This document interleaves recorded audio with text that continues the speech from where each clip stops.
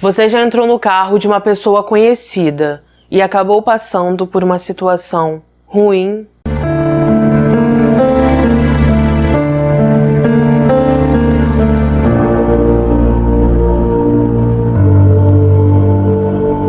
Conheçam Tracy. Ela era uma menina britânica de 13 anos que vivia com seus pais e suas duas irmãs em Auckland, Nova Zelândia. Tracy era uma menina divertida, brincalhona, que amava pregar peça em seus amigos e, assim como ela, toda a sua família era da Inglaterra, mas por volta dos anos 70, seus pais decidiram se mudar para Nova Zelândia a fim de oferecer uma vida melhor para a família. Em nenhuma matéria que eu li diz o ano exato em que eles se mudaram, nem quantos anos eles viveram ali, mas o que se sabe era que toda a família gostava muito do país, as meninas fizeram vários amigos e eles viviam por ali tranquilamente. No dia 29 de janeiro de 1976, Debbie, a irmã mais velha de Tracy, estava se arrumando para ir ao show de uma banda que ela amava, e então Tracy disse a seus pais que era injusto ela ficar em casa, já que a irmã dela estava saindo à noite para se divertir. A mãe dela disse que tudo bem, que ela poderia sim escolher algum lugar para ir, mas que ela tinha que voltar no mesmo horário ou até antes que sua irmã. Tracy disse que tudo bem, que estava indo até a casa de uma amiga, a mãe dela concordou com tudo aquilo, e então assim que Debbie terminou de se arrumar, eu acredito que elas saíram de casa entre 6 e 7 horas da noite, e foram juntas até um certo ponto na estrada, onde Debbie deixou Tracy e ela continuou seu caminho. Assim que Tracy chegou à casa da amiga, elas comeram, conversaram, fofocaram sobre meninos, e Tracy mostrou o anel que tinha ganhado de seu namorado. Elas ficaram ali por um bom tempo, até que às 9 da noite, Tracy ligou para a mãe e disse que em breve estaria em casa. As duas saíram dali por volta de 9 horas da noite. Pelo que eu entendi, levava mais ou menos 30 minutos da casa da amiga até a casa de Tracy. E mais uma vez, nas matérias não dizem se elas foram de carro ou a pé, mas como elas tinham 13 anos, eu acredito que foram caminhando sim. E então elas foram caminhando até um determinado local, e quando chegou a esse local, as duas se despediram. A amiga de Tracy voltou para casa e ela continuou o percurso sozinha. Parece que faltava apenas 5 minutos para Tracy chegar em casa, então elas não viram nenhum problema em relação a isso. Alguns minutos se passaram, Debbie chegou em casa do show, e assim que chegou ali, ela encontrou seus pais mega preocupados, porque já era para Tracy estar em casa há muito tempo. Ela disse para a mãe que chegaria em casa às 9h30 e já era 10 da noite. Como ela não tinha o costume de se atrasar e nem de mentir, eles estavam preocupados, e então o pai de Tracy e Debbie pegaram o carro e rodaram toda a cidade procurando por ela. Infelizmente, eles não a encontraram, voltaram para casa, e então os pais de Tracy imediatamente ligaram para a polícia e explicaram toda a situação. Todos passaram a noite ansiosos por notícias e eles estavam sentindo que algo não estava certo, porque Tracy não era uma menina que fazia esse tipo de coisa. Ela não mentia para os pais, ela não saía sem avisar, e ela nunca saiu e demorou para voltar para casa. Por isso, eles estavam sentindo que realmente algo estava errado. Na manhã seguinte, uma pessoa estava caminhando com seu cachorro. Em algumas matérias dizem que era um homem, em outras que era uma mulher, mas eu vou dizer que era uma mulher. Uma mulher estava caminhando com seu Doberman por um bosque, até que o cachorro dela começou a latir para um local onde tinham vários arbustos, e assim que ela olhou, ela encontrou Tracy sem vida ali. Primeiro, ela imaginou que a menina estava dormindo, mas após uma análise, ela percebeu que não estava. Ela então imediatamente ligou para a polícia chamou o pai de Tracy até lá, e então assim que ele voltou para casa, ele teve que contar para a família dele o que aconteceu. Ele mal conseguiu falar, ele estava chorando, e assim que ele contou, a irmã mais nova de Tracy entrou em negação, ela gritou um não bem forte e foi correndo para o quarto.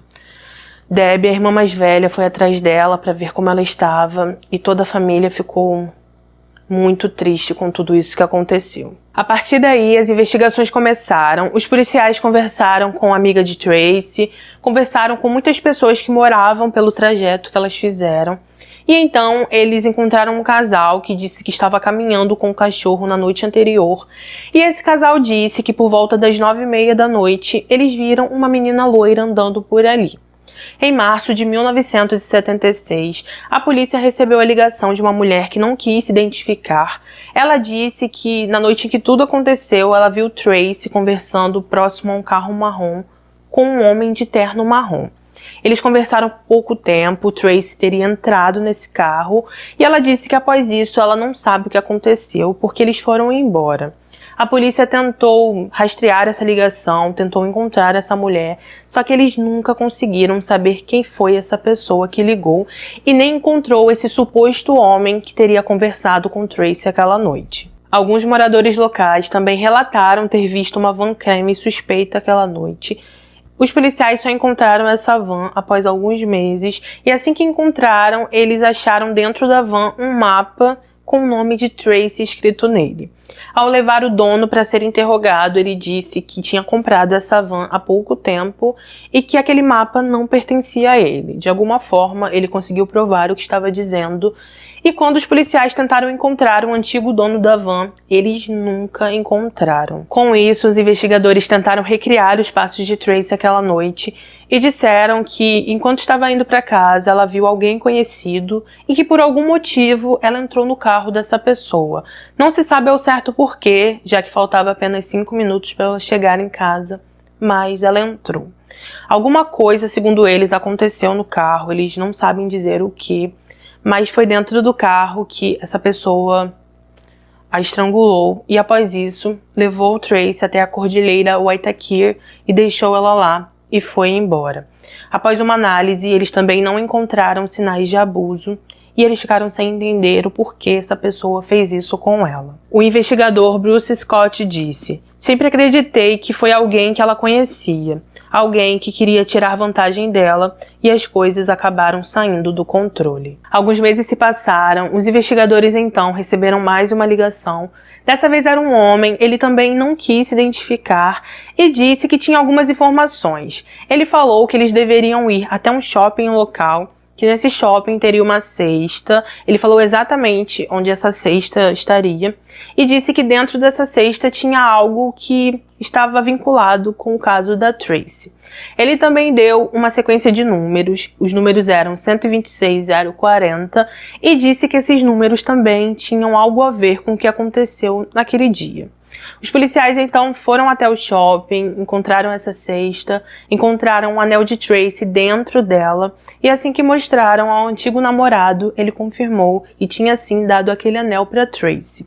Eles então ficaram esperando a ligação desse homem, já que ele disse que ligaria novamente para dar mais algumas informações, só que infelizmente esse homem nunca mais ligou. Os investigadores também não conseguiram rastrear de onde foi essa ligação e nunca encontraram esse homem. Eles também nunca conseguiram entender o que significava aqueles números. Eles tentaram, receberam várias ligações de muitas pessoas tentando dizer o que aquilo significava, mas eles nunca entenderam. Alguns anos se passaram, o caso acabou esfriando, mas em 2006, uma mulher chamada Rose ligou para os investigadores e disse que ela desconfiava de um antigo vizinho. Ela contou que em janeiro de 1976, quando tinha 11 anos, ela se lembra que na mesma época em que tudo aconteceu, esse vizinho mudou a cor do carro, limpou ele todinho e depois vendeu. Ela também se lembra de ter visto o anel de Tracy na casa da família e de ter escutado algumas conversas estranhas. Não sei exatamente o porquê, mas parece que tudo que ela disse foi meio que desacreditado e a polícia nunca investigou a fundo essa pessoa. Foi isso mesmo que a Rose disse em uma entrevista. Ela falou que ela sentiu que os policiais não deram tanta importância ao que ela contou e eles deixaram meio que pra lá isso. Ainda em 2006, um médium que trabalhava em um programa de TV disse que Tracy apareceu para ele e contou exatamente tudo o que aconteceu. Ele repassou a informação para os investigadores, ele deu um nome a eles, mas esse nome nunca foi divulgado. Toda a família de Tracy voltou para a Inglaterra, acredito que foi entre 77 ou 78, porque a Nova Zelândia já não fazia bem a eles. Mas mesmo voltando para a Inglaterra, eles sempre ficaram à frente de tudo, prestando atenção em cada passo que a investigação dava. Além disso, o pai e a mãe de Tracy fundaram uma organização que ajuda pessoas que passaram pelo mesmo que eles, e a irmã mais velha dela, Debbie, sempre esteve à frente de tudo, não deixando que o caso da menina fosse esquecido. Por causa de Debbie e de muitas ligações que os investigadores receberam no decorrer dos anos, eles reabriram o caso de Tracy em 2016, e uma das ligações que eles receberam foi de um homem chamado Gary Ross. Ele disse que estava passando pela cordilheira em 1976 e então ele viu Tracy com um homem de chapéu, com aparência de meia-idade e idoso, levando ela a algum lugar. Ele falou que assim que viu o caso de Tracy na TV, ele ligou para os investigadores, contou tudo o que viu, só que a pessoa que o atendeu disse que ligaria para ele mais tarde e nunca retornou. Ele disse que no decorrer dos anos ele tentou ligar várias e várias vezes e contar a história dele, mas parece que os investigadores não estavam muito afim de ouvir o que ele tinha a dizer. Em 2016, Debbie deu uma entrevista e disse que ter ido ao show aquela noite foi o pior erro de sua vida. Ela falou que se ela tivesse ficado em casa, provavelmente Tracy também iria e que por isso ela sente isso dentro dela. Ela também falou que até hoje a família dela não superou, que eles ainda clamam por justiça e que essa pessoa precisa ser encontrada. Debbie disse: "Eu só ficava pensando que em algum momento ela iria chegar e dizer: 'Ah, te enganei, é uma piada'. E então todas as noites eu ia dormir, acordava de manhã e demorava alguns segundos para entender o que tinha acontecido. Às vezes parecia que era um sonho, mas então eu percebia que aquilo era real e era simplesmente horrível." Debbie também disse que após todos esses anos ela nunca perdoou quem fez tudo isso e que ela espera que essa pessoa tenha tido uma vida terrível. Ela falou que espera que essa pessoa acorde todas as manhãs pensando nisso, que vá dormir pensando nisso e que o peso do remorso pese tanto que em algum momento ele se entregue. Nessa mesma entrevista, Debbie leu uma carta de sua irmã mais nova, Denise, que na época tinha 8 anos, e Denise disse o seguinte: "Eu me sinto muito triste por não lembrar da minha irmã. Isso é o que me deixa mais triste. Eu não sei se isso aconteceu devido à minha idade na época, ou se minha mente bloqueou tudo o que aconteceu." Denise disse que se lembra de seu pai chegando aquela manhã. Ela estava com sua irmã e sua mãe na sala. Elas estavam cheias de esperança até que ele deu a notícia e ela falou que após isso ela não se lembra de mais nada. Denise disse: "Ao longo dos anos tive pesadelos e com certeza o que aconteceu com a minha família me afetou. Eu tentei não ser super protetora com meus filhos ao decorrer dos anos e ainda luto uma batalha comigo mesmo quando eles saem, principalmente à noite. Eu espero de coração, como todos nós, que isso nunca aconteça com eles." Ao decorrer dos anos, muitas pessoas ligaram para dar informações, muitas pistas foram investigadas, uma recompensa de 10 mil foi oferecida, mas infelizmente até hoje essa pessoa não foi encontrada. Então, gente, esse é o nosso caso de hoje. Eu, Marissa, acredito na teoria dos investigadores de que foi alguém conhecido, sabe? Eu acho até que foi algum amigo da família, porque pelo que eu li sobre a Tracy, ela jamais sairia com alguém que ela não conhece.